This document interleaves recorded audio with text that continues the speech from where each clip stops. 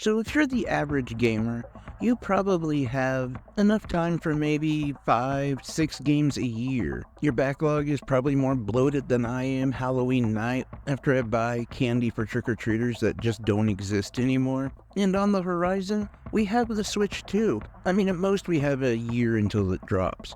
And even a person like me who games all the time, I'm already doing that math in my head, thinking, okay, how many Switch games can I get in before the Switch 2 drops? Let's be honest, when the Switch 2 drops, majority of us are gonna only play the Switch 2 games. It's not because there's no love for the Switch, but you just spent a whole bunch of money on a new console for a reason, and I'm sure there's gonna be a bunch of cool new games. So I was thinking, let's go over some of the Switch games that we should play while we can, before it's too late. Now this is like a part 1 video, because there's just so many games, and one of the videos I will make on this will be from your comments. So down below, tell me a game that I should play before the Switch really meets its demise. Anyway, before we get into that, please hit that like and subscribe button. Helps the channel grow, helps me out, and makes me feel better about the, well, mediocre job I'm doing. So with that said, I'm gonna get into the first game, and this one's an easy one, and a majority of you guys probably have played the game. But just in case you haven't for some reason, I have to start off with Mario Odyssey. Now this is a game that honestly brought me into the Mario fold. I had played some of the older Marios, but if I'm honest, I kind of missed that window of Mario just being awesome. Like, Mario Sunshine was my childhood. It's an okay game, but it's not that great, and honestly, I couldn't figure out why so many people loved Mario. I kind of gave up on Mario until Mario Odyssey. And like many of the good things in my life, I found this because of my son. You see, the only reason I actually got a Switch or Mario Odyssey was because of him. He begged and pleaded, and so we traded stuff in and finally got a used Switch with Mario Odyssey. But he was really young, so he needed help, and I had to help him with the bosses, and I kind of discovered that the game was pretty fun. So while he was trying to beat the game, I restarted and was playing from the beginning and found this love of Mario. I'm super excited for what the potential for a Mario Odyssey 2 could look like, or anything derivative of that. Either way, I've become a Mario fan, and many of the games that have come out on the Switch I've played, beat, and enjoyed. So for my next entry, I'm kind of breaking the rules here, but what do I care? I'm the one who set the rules. It's my video. I'm going to actually talk about an entire company. One that, again, I would not have really, I don't believe, anyway, I would have discovered without the Switch, and that is Devolver Digital. And really, pretty much any of their games are spot on great. I can't think of too many that are bad. Even some of the ones that seem to be a little less baked, you know, they're not exactly done. Something like The History of Cricket was still an incredibly funny game. In fact, my love of Devolver Digital is such that I had planned on doing a video where I played every Devolver Digital game, and I still might, as I pretty much have now played almost all of them, but that was a huge task. Like, I planned on releasing that in July, and I'm just now finishing up probably one of the last games. It's a huge backlog of games, but they're really good. All of them are really good. There was some that I thought looked kind of, yeah, and ended up being really fun. But probably my top picks, in no particular order, are Death's Door, Inscription, Plucky Squire, Gumbrella is really good, Cult of the Lamb is super fun. There are just so many good games that they publish, and the nice thing is they usually go on sale. Now, it's not something you can count on every couple weeks, but they do usually have 4 to 5 sales a year, and a good amount of their games drop pretty low. Even I think their most popular game being Cult of the Lamb, I've seen that drop into the $15 range before, and I would argue probably their most expensive game is the Plucky Squire, and that's only $29.99.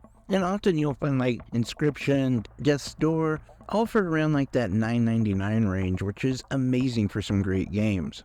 My next game is actually a game that I was going to have as my Game of the Year, or a Game of the Year runner-up for this year, and that is Prince of Persia: The Lost Crown. For me, this is legitimately one of the best games of the year, and arguably one of my favorite Metroidvanias of all time. Yes, of all time, up there with Metroid Dread. They had so many components to this game and just different mechanics that not only made it a little more welcoming, but also kept the gameplay incredibly fresh, not to mention the fact that the game actually looked really good. Couple those things with some insanely responsive controls and you have a really great game. But unfortunately it didn't sell well enough, and so this game, while is awesome, has a very dark note to it, and that is the team that worked on it has been disbanded.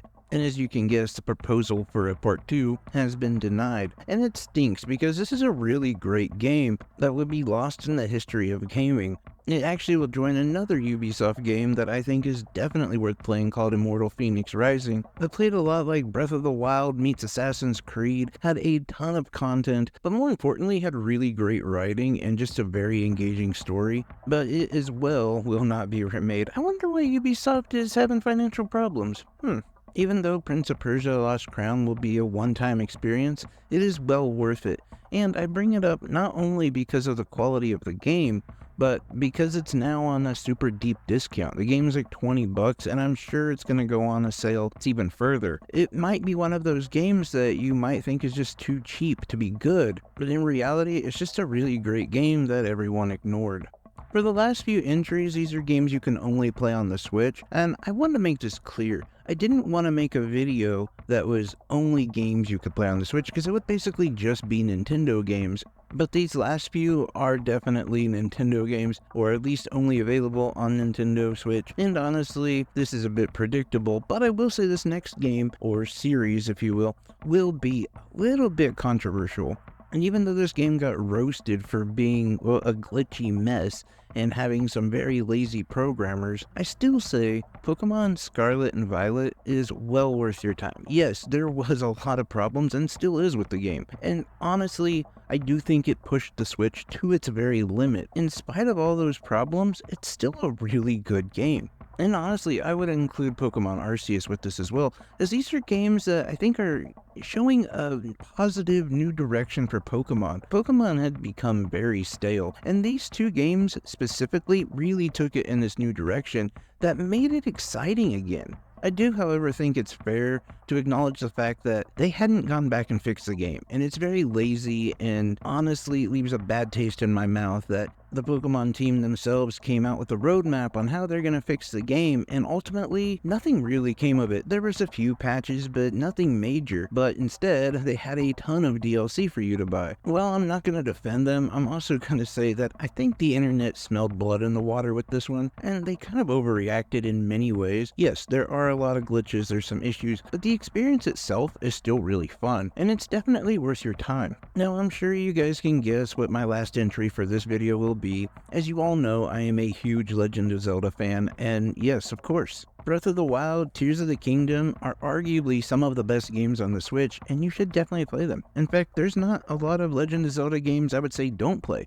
Even the Hyrule Warriors games, while yes, had some issues, are also incredibly fun, with the first one being my personal favorite, but even the second one is really good too. I enjoyed the hell out of both of those games. Even Echoes of Wisdom, I think many people undeservedly gave it a lot of hate, and most of those people are individuals who didn't play that far through the game, as the game really does pick up around the midpoint and just ends incredibly well. Link's Awakening is phenomenal. This was a game that many people absolutely cherished and couldn't imagine remaking, and once they remade it, you can't think of Link's Awakening in any other fashion. I mean, that game spawned its own art style. Echoes of Wisdom was like, oh, it has the Link's Awakening graphics to it. Like, that's how influential that game was. Not to mention, there was a lot of people who didn't really experience the game since it was only on like Game Boy, so being able to experience that on the Switch with such a huge user base completely opened up a new world for new fans of the series,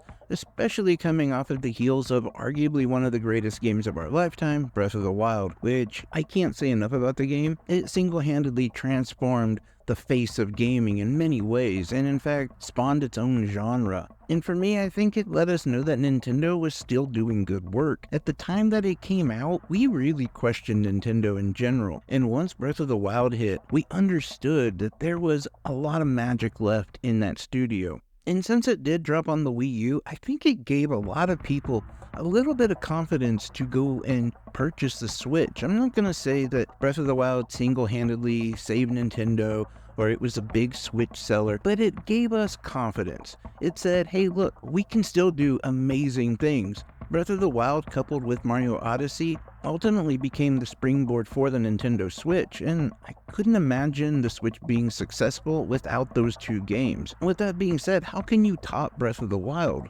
Well, you released Tears of the Kingdom, which ultimately, in my opinion, does top Breath of the Wild, but I get it, where a lot of people feel like it was not as good. And I understand that aspect of it. For me, I really enjoyed it a little bit more than Breath of the Wild. But even worst case scenario, I think you would have to say it makes an incredible companion piece, you know? Even if you were going to say Breath of the Wild just hit different, it did. But it didn't have the writing or the characters that Tears of the Kingdom does. In so many ways, in Breath of the Wild, you felt like you were just exploring this new world that you've never experienced before. As where with Tears of the Kingdom, you're almost hearing the stories you've never heard before. So almost the same thing, but different. Either way, both of those games are amazing and you should play both of them if you haven't. But I'm curious what your thoughts are. What are some games you think if you own a Switch, you have to play them before it's too late, before they're kind of lost in time, or at least until they get a remake on the Switch too? Either way, please, in the comment section below, tell me what you think, what your thoughts are. Anything and everything is much appreciated. I love each and every one of you. Take care, everyone. Bye-bye.